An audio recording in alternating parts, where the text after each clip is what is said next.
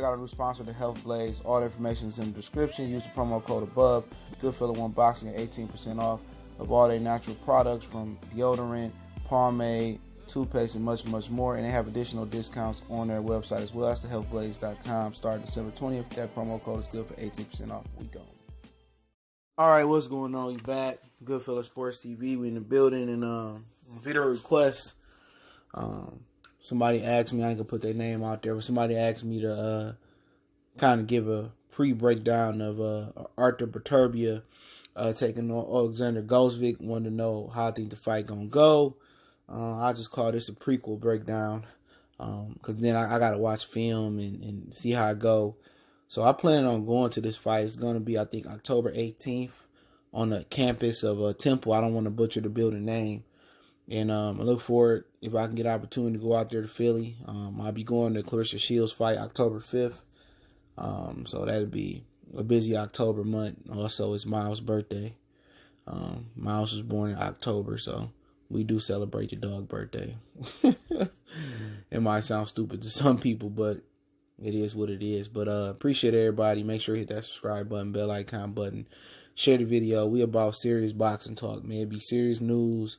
More X's and O's. I'm going to start the forgotten fighters back up, prospects and all types of stuff back up. So anybody coming with that sucker shit, that negative energy, that LDBC bullshit, man, they be coming with, man, that this the whole, oh, I'm with it. I'm straight.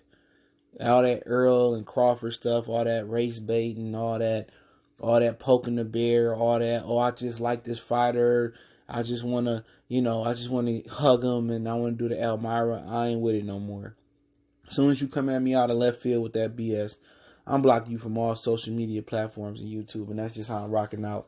I just want to talk real boxing, this real boxing right here.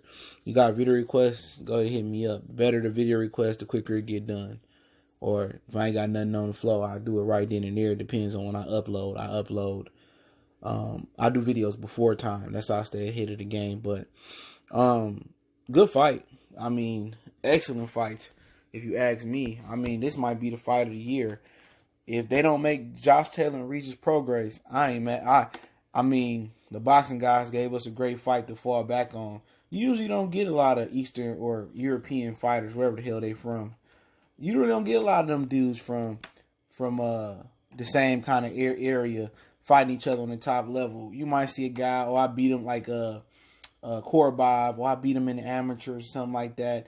But pretty much in the light heavyweight division, they seen as elite in the grand scheme of boxing. I wouldn't say that they were elite in the grand scheme of boxing. I just wouldn't say right now they got a lot to prove. You know what I'm saying? And when you got a lot to prove, you should be motivated. But I can't wait for this fight, man. Both good punchers. I think Beterbiev, the harder puncher. Beterbiev 5'11 and a half, 73-inch arms. He 34 years old. He'll be 35 in January 21st. So he got a gas, break, dip. He got to hurry up and make it do what it do. You know what I'm saying? And he in a rush for time. At the end of the day, I don't care how many pro fights or amateur fights you had or didn't have. 35 is 35. So he not too far behind Kovalev. But Gvozdyk, he got like almost a 3-inch height advantage, 6'2". He gonna need a 75.5-inch reach. He got a nice little arm advantage too. And he 32 years old, so he a little bit fresher. You know what I'm saying? 17 wins, 14 knockouts, and now BoxRec is giving us the amateur and World Boxing Series records. World Boxing Series is a pro-am before they made the Olympics, where you could be a pro. It was a pro-am when you keep your Olympic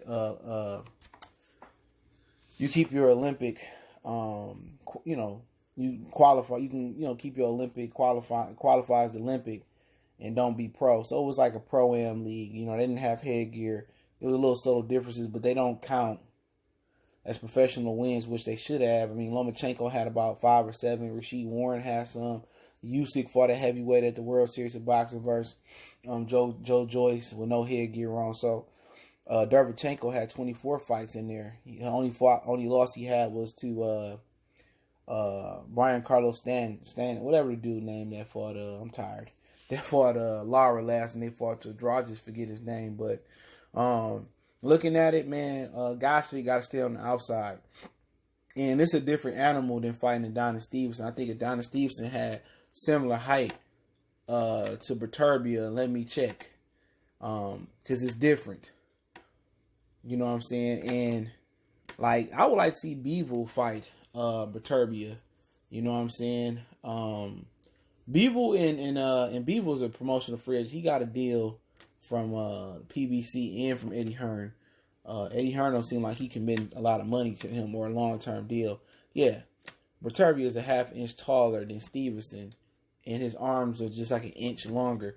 But the difference is this: not that Stevenson had a reputation for being a one-handed fighter, but when you see he fought Badu Jack, he had things to offer on the inside. You know, he set his stuff up. He was rhythmic movement.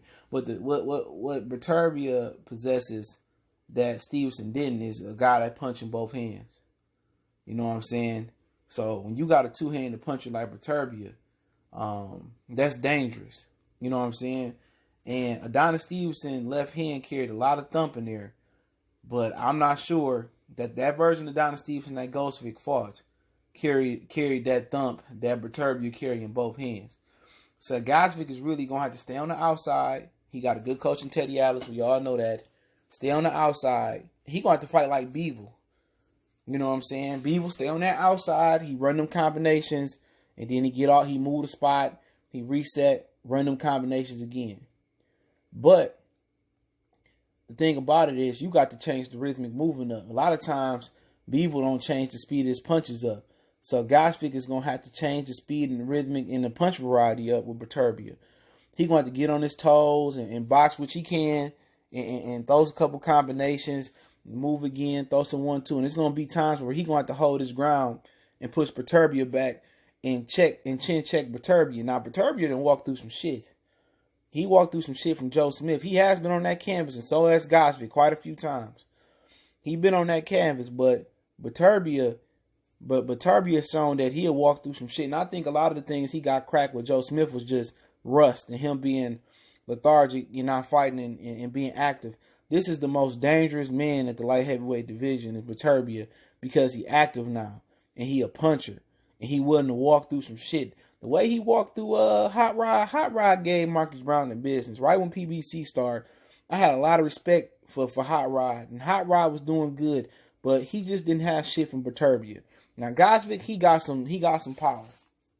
Well, Gvozdyk is gonna have to box. And his defense gonna have to be on point. He can't get hit with some of them left hands he got hit from Stevenson from, because them boys coming from the right and it's coming from the left from Beterbiev. They coming from with both hands, and he gonna have to push Beterbiev back. That's imperative. He gonna have to push Beterbiev back at some point in this fight, and also he got to drop some punches to the body. And if he don't push Beterbiev back in this fight, and he think he just about to box on the back foot, Beterbiev will walk him down. But the difference is, Gvozdyk got some crack in his hands. But if he walk through Gvozdyk punches, Gvozdyk in a world of fucking trouble. He in a world of trouble. So it's imperative that him and Teddy Atlas be aggressive with that jab. It's imperative, and it's imperative for him to drop it to the body. Now, if I'm Beterbiev, I'm looking to cut the ring off and close that distance on Gvozdyk. And maybe I'm throwing a jab to the body. I'm touching him to the body here and there. We might give up a few rounds, but if we can slow that leg movement down and make him a sitting duck, and he got to sit down and fight me, I take my chances with a guy that's 6'2", with 2 inch longer reach, I think I said. And I take my chances and I just walking them in the corner. We fight in the phone booth. My arm's shorter. I feel like I got more power. So it takes time to do that too. Because Gvozdyk got some decent feet. But you got to drop that shit to the body. And that's what Stevenson messed up at. Stevenson wasn't dropping nothing to the body. He seen that I think he dropped Gvozdyk one time. Maybe the ropes caught him with a left hand, and he was hurting with a lot of left hands. But the problem is Stevenson didn't follow up. You can't just throw, when you get on this level, one punch usually not going to get it. Everybody not Gervonta Davis. Well, he ain't really on this level. But everybody ain't Wilder, and everybody ain't Inoue. You got to have follow-up punch. You can't just hit a guy once with a big shot, admire your work, give him an opportunity. That split second you give him to recover, you got to follow up. Maybe with a body shot, maybe you splitting the guard with an uppercut. You got to follow up. And Beterbiev, once he get Gvozdyk in close corners, he has to take advantage of that. But early on, it's going to be about tapping the body, slowing the leg movement down, and making Gvozdyk a sitting duck in the later rounds. I wouldn't even worry about head hunting. You know, Gvozdyk going to try to establish distance, and he going to try to keep Beterbiev on the outside. He going to put Beterbiev on the back foot. And if he able to put Beterbiev on the back foot and punch, and then tie up, reset, box a little bit, put him on the back foot, Gvozdyk going to have a ton of success. And he got the equalizer.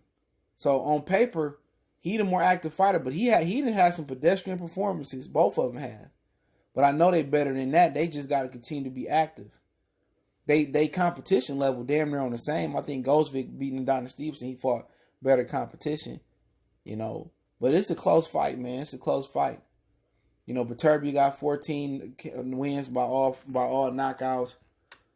But it's gonna be a fight of ranges. If the fighter is on the outside and Beterbiev is pushing Gvozdyk is pushing Beterbiev back, I'm telling you, Gvozdyk probably gonna win, if not stop him. If Beterbiev is systematically breaking him down to the body and closing the distance and cutting the ring off, and he putting Gvozdyk on the back foot, then Beterbiev gonna win. I favor Beterbiev to win late round knockouts, 10th, 11th round, but it could change as I break down film.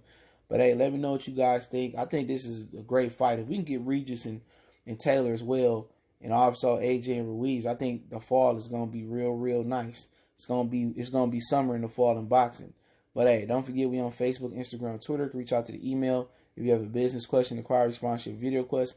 Keep sharing the videos. Appreciate the love, support. Don't forget to check out our sponsor, The Help Blaze, at thehelpblaze.com. Promo code GoodFellow1Boxing get you 18% off the 100% all natural products. Website, promo code in the description. Shout out for everybody to make the donations. That link in the description. Share the video. Best donation you can make. Shout out to Gary Benson for that donation. For all